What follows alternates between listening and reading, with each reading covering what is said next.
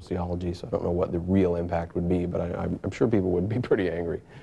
I remember an article I read, although I can't remember where. And whenever you can't remember, I'm the same way. Whenever you can't attribute an article, it always sounds so apocryphal. I was going to mention a magazine about McDonald's from Japan, which was a whole issue about. Oh, Tokyo, I've got that. Yeah, it was just trumpeting McDonald's through the whole thing, and I just didn't want to mention it because I couldn't remember the name of the magazine.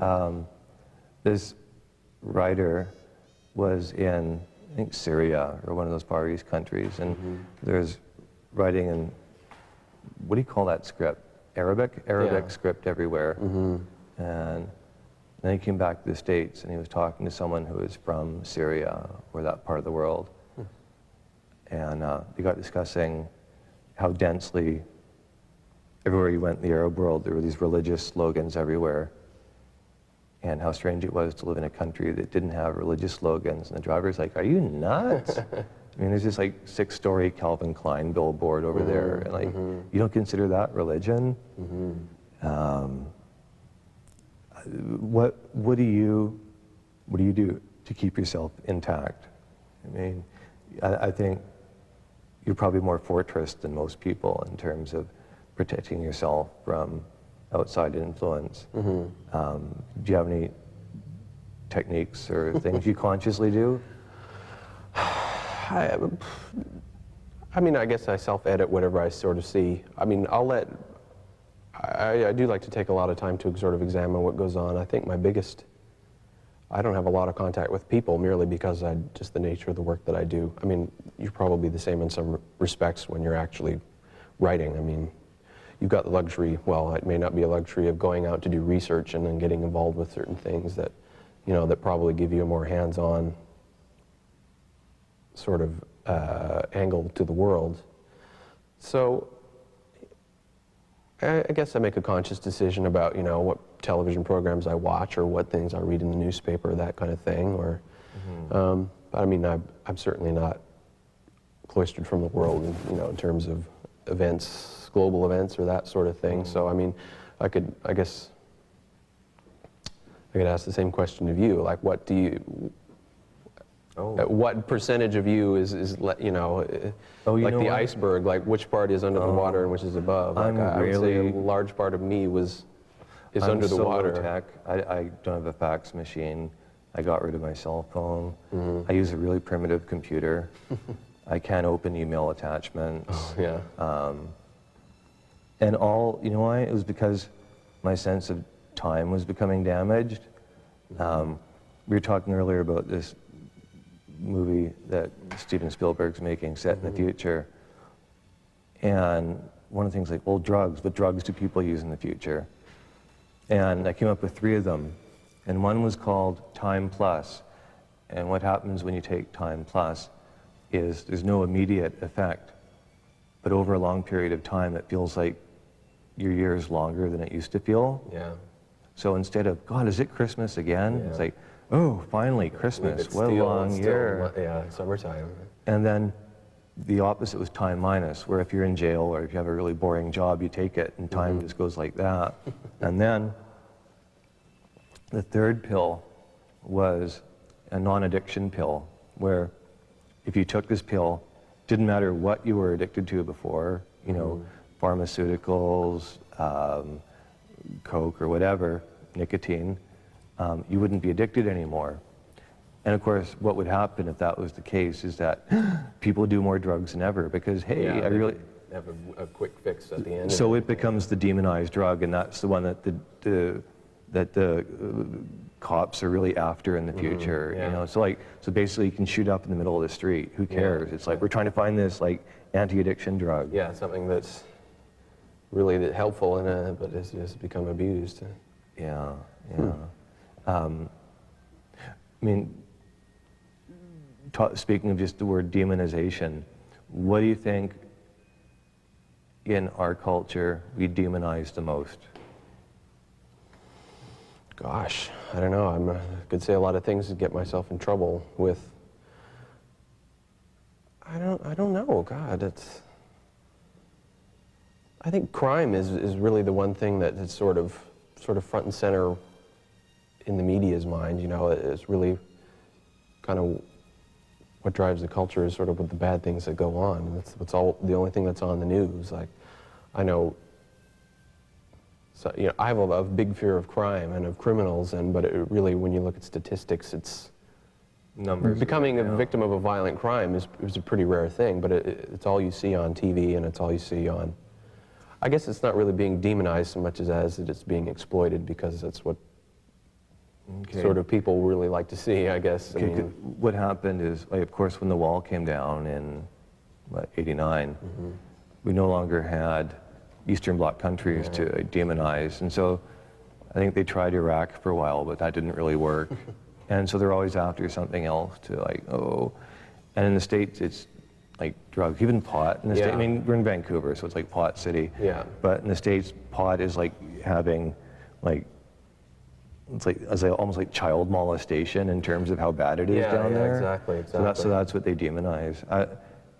Cigarette smoking is. I have this. Whenever I think of the future, I always think of the word spittoon, because if you took someone from the year 1900 and brought him up to here to 2000, they'd look around and say, "Where's the spittoon? I've got a big loogie I got to hawk out, and there's no spittoon to put it into." And I think, like, smoking is going to be the spittoon of 2100, definitely. and probably a lot of other things. So what are today's spittoons of the day?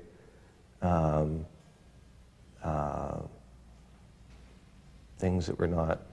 Oh, I think cars are going to be like mobile spittoons. Yeah, I think so. There was this old movie. It's Cary Grant, Ingrid Bergman, Notorious. It's Miami, 1945, and they're at a party. It's like, "Oh, I can't believe how drunk we are," and they're just getting sloshed. Yeah, amazing. Like, "I'm so drunk, I think I need to go out for a drive and get some fresh air." And jump in their pack So and drive home. they're in this convertible and, like, "Oh, Carrie, I'm so drunk. Oh, I'm wobbling all over the road." They're smoking cigarettes too. Yeah. And a cop pulls them over and is like, "You're drunk, little lady. Just be careful." "Okay, officer," and la la la. Sort of the Dean Martin, the funny drunk, before it became became a social pariah because of it. Yeah, I mean, I always look at the world as where we are now as if it's 1,000 years in the future and we're walking through the ruins like Herculaneum or Pompeii. Yeah, it's funny you should say that, because you mentioned that in your book, A Girlfriend in Tacoma. You've sort of had people in the post-apocalyptic world, but I do feel that when I walk down, you know, the aisles of a supermarket, I just see all that stuff, you know, and the lights on, everything is great, and then you're in this tremendous land of plenty, you know, where all is provided for you, and then one sort of thinks of ancient Greece kind of sliding off into the Mediterranean, you know, and it having reached its height of power, and then it, you know, what's going to become of all this stuff? Like, there's just no way this is going to last for 20,000 years. Like, the Western culture is, you know, anybody who studies history knows that empires peak and the empires wane. Okay. Do you think Canada will exist as a country in 5,000 years? Oh gosh, that's a tough one. Oh, right.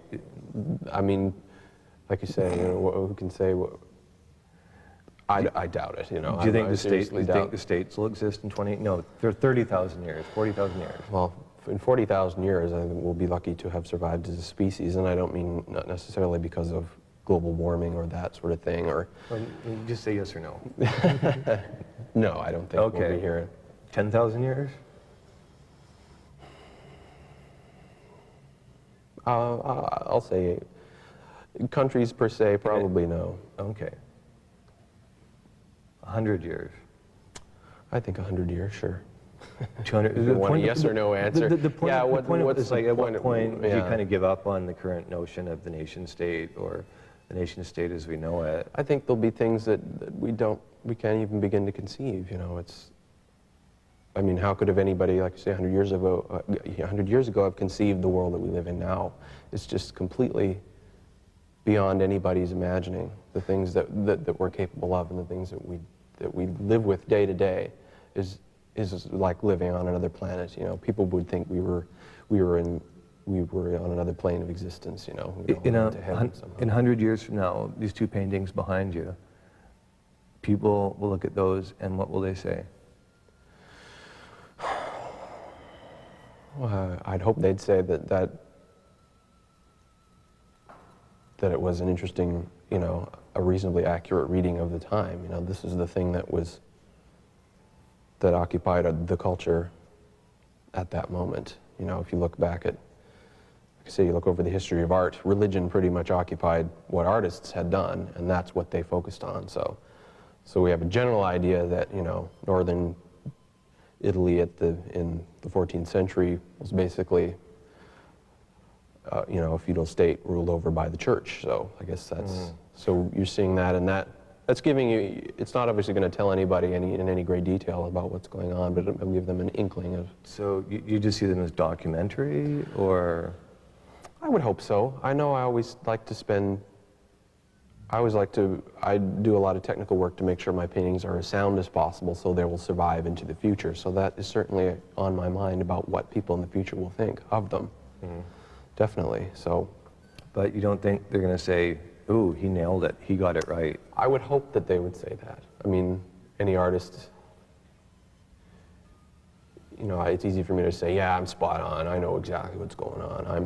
I'm the, you know, the guy who's got his finger on the pulse of what the human race is doing and what its attitudes are. But obviously I can't make that statement with any real certainty. Yeah, I'd like but to, I'd hope you're not spot on, you're ahead of the game.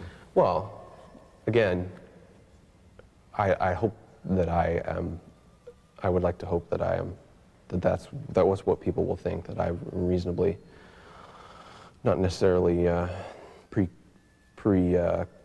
preconceived what is going to happen, but more of what's sort of stirring at the time, I guess, maybe what's about to happen. I don't know, it's not something I've given a lot of thought to, I suppose. So, but I mean, what about your works? What do you hope that they're, obviously you hope that they're read and well into the future?